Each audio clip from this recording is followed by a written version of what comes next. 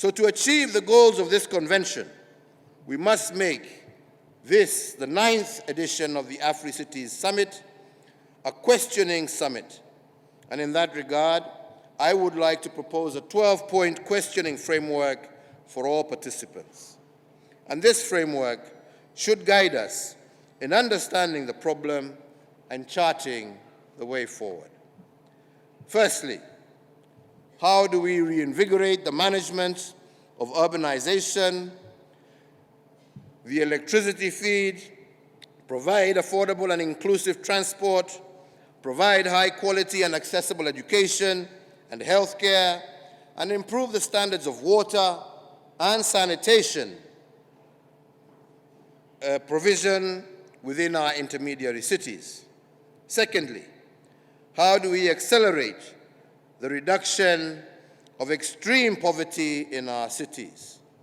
Third, how can national and central governments support in mobilization of resources to unlock effective delivery of services by our intermediary cities?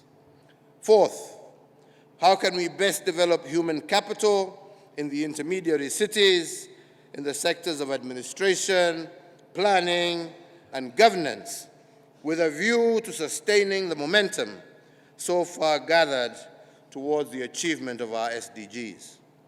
Fifth, what is the best way for us to create and sustain conducive environments for the accelerated growth of decentralization and evolution across our continent without compromising our national cohesion?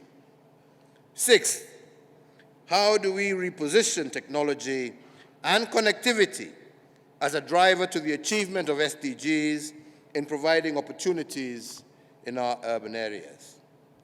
Seventh, how can we enhance the voice of key stakeholders, including civil society, the private sector, academia, grassroots organizations, in providing capacity and impetus in the implementation of our SDGs?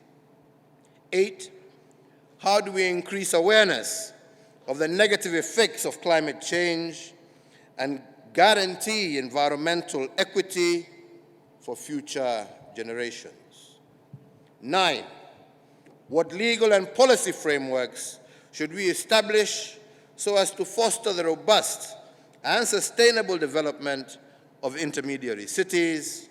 And 10, what incentives should we put in place to enhance the competitiveness of our intermediary cities as the new frontiers and hubs for innovation, trade, and tourism? 11, what critical steps can we put in place to enhance disaster management in our urban areas, including those that may deal with pandemics similar to COVID-19? And 12, as we scale up and develop our urban areas in general, and in particular our intermediary cities, what strategies and policies are required to confront the threats of radicalization and terrorism, especially in the urban areas, including our intermediary cities? So, ladies and gentlemen, as I conclude my remarks, I would like to underscore that this must be a decade of action. The time is ripe for scaling up our efforts in support of intermediary cities and also in promoting greater synergies between local, national, and international efforts geared towards accelerating the realization of our SDGs. In every community and nation in Africa, there are sayings that recognize that in unity there is strength, and there is no challenge, no matter how seemingly insurmountable, can prevail over unified and united actions. I therefore urge all of you today to unite in the face of one of the greatest challenges of our time, and I have no doubt that through concerted and synergetic actions, Africa's intermediary cities will play their rightful role in driving the implementation of Agenda 2030 and the African Union Agenda 2063. So, ladies and gentlemen, with those few remarks, it is indeed my great pleasure and honor to declare this 9th Africities Summit officially open, and I really look forward to the fruitful deliberations that I'm sure will take place here in this great city of Kisumu. Thank you, and God bless Africa. Thank you very much.